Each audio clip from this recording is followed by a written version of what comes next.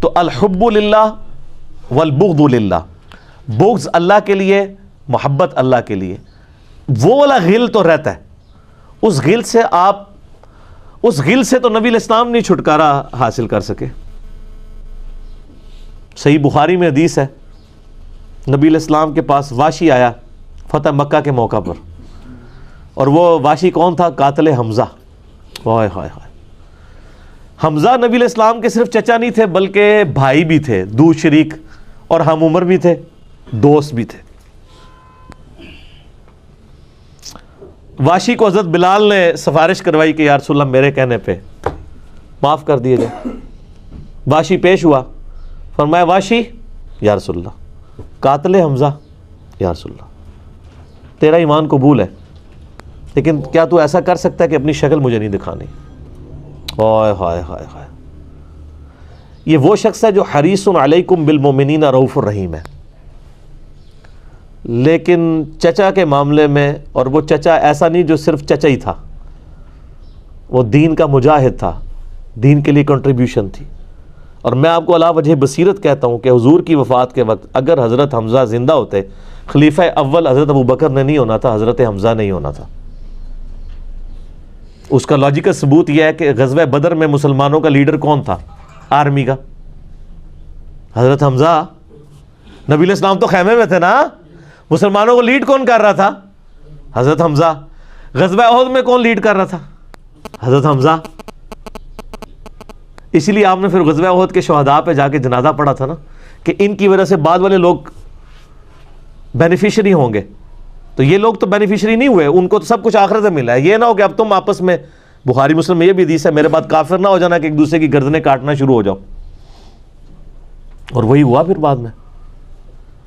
تو نبی علیہ السلام نے قاتل حمزہ کو معاف نہیں کیا، اور فرمایا پوری زندگی پھر واشی سامنے نہیں آیا حضور کے، حالانکہ آپ کو تو اللہ نے گارنٹی دی ہے حریص علیکم بالمؤمنین رؤوف الرحیم، نبی علیہ السلام مومنین پر رؤوف بھی ہیں، رحیم بھی ہیں۔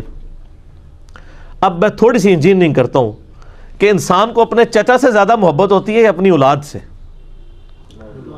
مطلب اس پہ تو کوئی دوسری رائے نہیں ہے۔ جن کے بچے ہیں، یعنی میرے بھی اپنے بچے ہیں، آپ میں سے بھی اکثر لوگ شادی شدہ بیٹھے ہیں، آپ خود انالیسس کر لیں، بلکہ اولاد تو بعض کا انسان کو ماں باپ سے آگے ہو جاتی ہے۔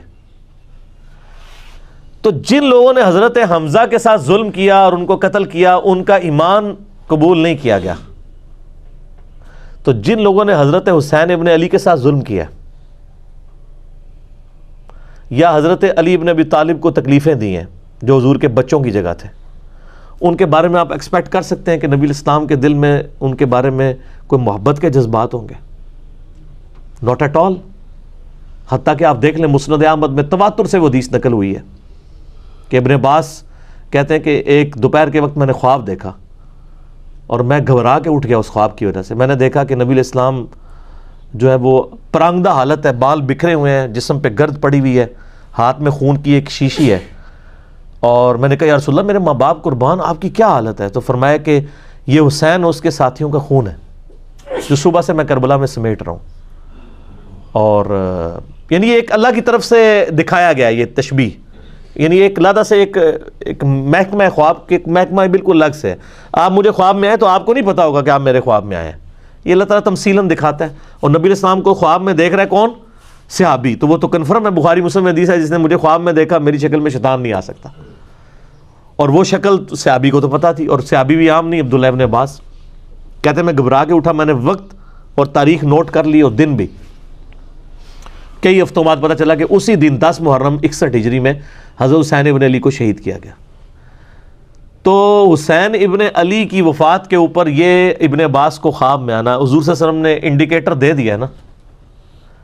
اسی حدیث کو نقل کر کے اسماعیل دہلوی، جس کو دیوبند اور اہل حدیث جو اس وقت پریکٹیکلی یعنی ایک سمجھ لیں کہ یزید کے ٹھیکیدار بنے ہوئے ہیں اس کے دفاع کے اوپر، ان کے مشترکہ امام ہے اسماعیل دہلوی، شاہ ولی اللہ دہلوی کا پوتا۔ اس نے جو کتاب لکھی ہے نا تقویت الایمان، جس میں گستاخیاں بھی ہیں، وہ اس کتاب کے اندر ہم نے اس کا JPG بھی لگایا تھا، اس میں اس نے لکھا ہے کہ اس حدیث سے پتہ چلا کہ نبی علیہ السلام وفات کے بعد بھی اللہ کی جنتوں میں حسین کے قتل کی وجہ سے غم زدہ ہیں. اور اس نے بھی لکھا یزید پلید لفظ لکھا. وہ اس پوری کتاب میں جہاں جہاں لفظ استعمال کرتے ہیں یزید پلید استعمال کرتے ہیں. تو بعد میں سعودیہ ایران ٹسل شروع ہوئی تو یہ یزید کی وکالت کرنی شروع کر دی. اہل حدیث تو خیر اس وقت ناصبیت اور یزیدیت کا جھنڈا اٹھائے ہوئے ہیں. دیوبند میں کم لوگ ہیں ایز کمپیئر ٹو اہل حدیث، اور بریلویوں میں تو بہت ہی کم ہے. تو یہ میں آپ کو صرف ایک کمپیریزن بتا رہا ہوں کہ انسان کو اپنی اولاد سے جو محبت ہوتی ہے وہ تو آپ سوچ نہیں سکتے. ترمذی میں اور مسند احمد میں حدیث ہے نبی علیہ السلام نے حضرت حسین کو اٹھایا ہوا ہے اور آپ فرماتے ہیں اللہ یہ میرے بیٹوں میں سے ایک بیٹا ہے، اے اللہ اس سے محبت کر جو اس سے محبت کرے، اس سے دشمنی رکھ جو اس سے دشمنی رکھے. ہم یہ پوچھتے ہیں کہ حسین سے دشمنی کس نے رکھی ہوئی ہے؟ ذرا پوائنٹ آؤٹ کریں نا. کیا یہ تھریٹیکل بات ہے؟ تھی نا دشمنی، آج تک ہے، اس زمانے میں بھی تھی. تو وہ ان لوگوں کو پھر ان کے ساتھ کیا معاملات ہوں گے؟ باقی واقعہ کربلا والا ریسرچ پیپر 5B پڑھ لیں تو آپ کو معاملات کلیئر ہو جائیں گے.